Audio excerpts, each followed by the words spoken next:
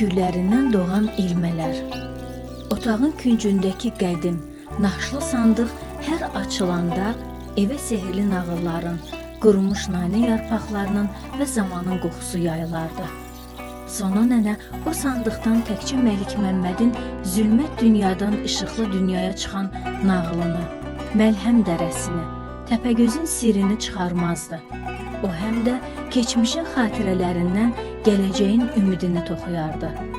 Sandığın qapağı hər qapananda elə bil bir tarix mürgüləyər, hər açılanda isə otaq canlanardı. İllər öncə qışın ən sərt çağında o əlləri soyuqdan donsa da, ürəyinin istisi ilə bu millərlə cəbhədəki əskərlər üçün qalın corablar, köynəklər toxumuşdu. Hər ilməyə bir dua, hər naxışa bir bərəkət gizlənmişdi. Toxumuşdu ki, vətəni qoruyan igidlər qışın amansız soyuğunda qoruna bilsinlər. Evdən gələn bu istilik onlara təsəlli olsun. Divardan onlara qürurla və biraz da niskilli baxan komandir geyimli portret isə nənənin həyat yoldaşı. O müqəddəs döyüşlərdə şəhidlik zirvəsinə ucalmış qəhrəman babaları idi. Zaman keçsə də babanın portretdəki daxili rahatlıq tapmış baxışları elə bil hələ də otağı və bu ailəni hər kəsdən gizlin, səssizcə qoruyurdu. İndi nənə çox qocalmışdı. Zaman onun bədənini fırtınalara sinə gərmiş qoca bir çınar kimi qocaldıb sarsıtsa da, ruhu əbədi və sarsılmaz idi. Onun titrəyən əllərindəki yaşıl sapdan süzülən sehirli işıq sanki mistik bir zümrüd quşuna, əfsanəvi simurqa çevrilirdi.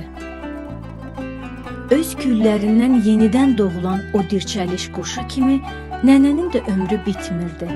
Onun yorğun bədəninin küllərindən, kökündən yeni təmiz tumurcuqlar, dizinin dibində heyranlıqla nəfəslərini dərib oturan nəvələri doğulurdu. Nənə sanki öz varlığını, ruhunu və nəfəsini zərrə-zərrə onlara ötürür, öz küllərindən nəvələrinin simasında yenidən həyat tapırdı.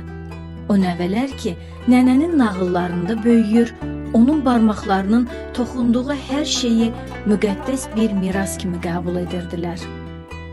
Pəncərənin önündə, səmada qanad çalan o nurlu ağ göyərçin, həm şəhid babanın ruhu, həm göylərə ucalan əbədi sülhün simvolu, həm də nəsildən nəslə keçən dirçəliş quşunun, simurqun canlı əksi idi. Nənə nağılı bitirdi. Otağa dərin, hüzurlu bir sükut çökürdü. Amma onun toxuduğu isti ilmələr və o ilmələrə hopdurduğu milli ruh nəvələrinin qəlbində gələcəyi isitməyə, onların yolunu nurlandırmağa davam edirdi.